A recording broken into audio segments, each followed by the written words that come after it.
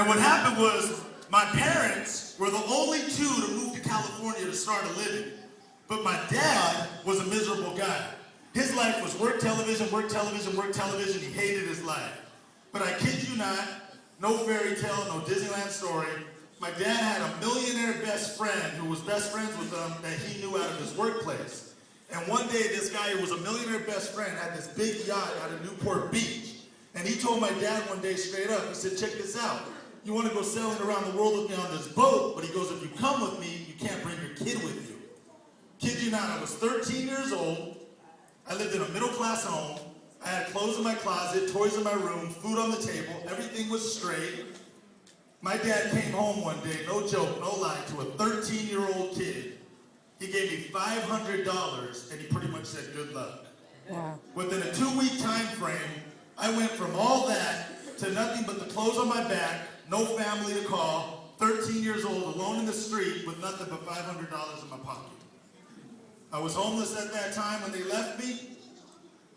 And I know that a lot of you guys are going to find this hard to believe. When I was younger, I was an ugly kid. Now, I see some of you guys are confused. It's not that I was a nerd or anything, but because I was ugly, I got picked on a lot. And so I used to get into a lot of fights. And at that time, I was at a continuation school. So when my parents left me, I started hanging out with the gangsters and the gangbangers, and I started doing all kinds of things in the streets. Now, I ain't gonna lie to you though. In the streets, I learned all kinds of different things. Let me tell you. One thing I learned how to do is rent cars without asking people. We got into the street pharmacy business, pharmaceutical business, and we also were part-time movers. And what we would do is, we would move things from like other people's houses to like where we were at. And that's how swap meets got started. Latinos are responsible for that, you feel me? See, that's what happens. When you bring some Latinos to the church, we're going to set up some tables in the back. That's just how it works. But I don't do credit checks. I do layaway. We're good.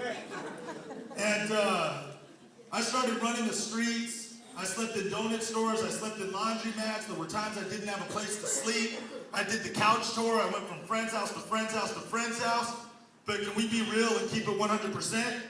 When you're not paying the bills at someone's house, your welcome is going to run out eventually. That's right. Yeah. So it was 2 years I was just running amok on the streets, right? And what ended up happening, I kid you not, there was this girl. I was 15 years old. Always starts with the girl, right? I'm on to you sisters now. You can't play me no more. You feel me?